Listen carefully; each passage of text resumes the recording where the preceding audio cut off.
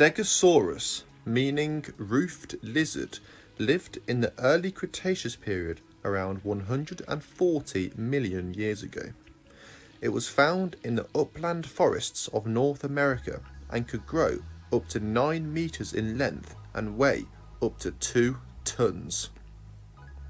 Stegosaurus was the largest dinosaur in the plant-eating family called Stegosauridae.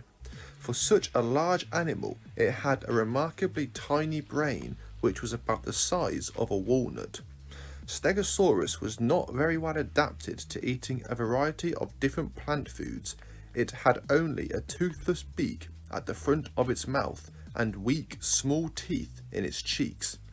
Because of this, Stegosaurus probably had to swallow stones to help it digest its food.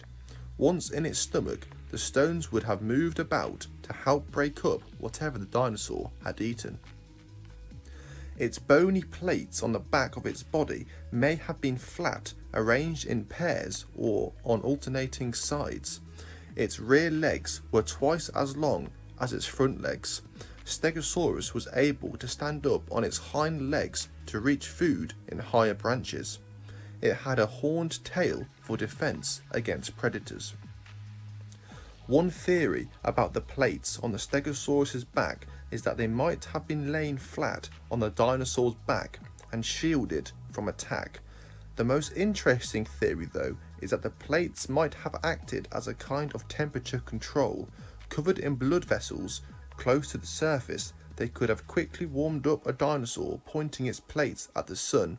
If it got too hot, it only had to turn away or go into the shade to cool down. Because Stegosaurus was four-legged and heavy, it was also quite slow moving. Instead of running away, it had to stay in one place and defend itself against attackers. Its best weapon was its powerful tail, which was heavily muscled and armed with bony spikes at the end. Some species had 2 pairs of spikes, while others had 4 pairs.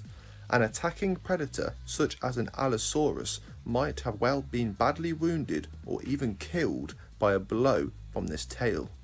One big problem for Stegosaurus when it was trying to defend itself, though, was its tiny brain. It is doubtful whether the dinosaur could have coordinated its movements very well with so little brain power.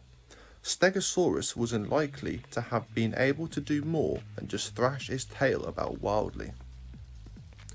Stegosaurus has often been said as a stupid dinosaur that was poorly adapted and walked in a peculiar way. In fact, this may not have been the whole truth.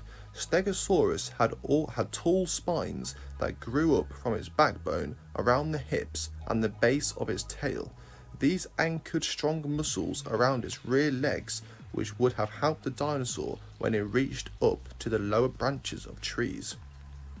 Certainly Stegosaurus would have looked odd as it shambled through the undergrowth of a late Cretaceous forest on all fours, its long back legs forcing its hindquarters up in the air.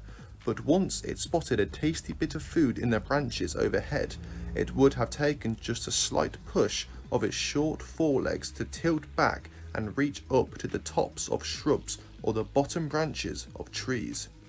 The mechanism for this movement onto 2 legs would have been like a mixture of a modern crane and a suspension bridge. Stegosaurus's high hindquarters were like the pillar of a suspension bridge, holding its body in balance and tension.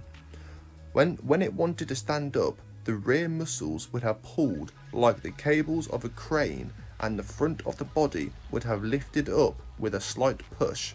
So, while Stegosaurus was not very well designed for walking, it was better designed for feeding from higher branches.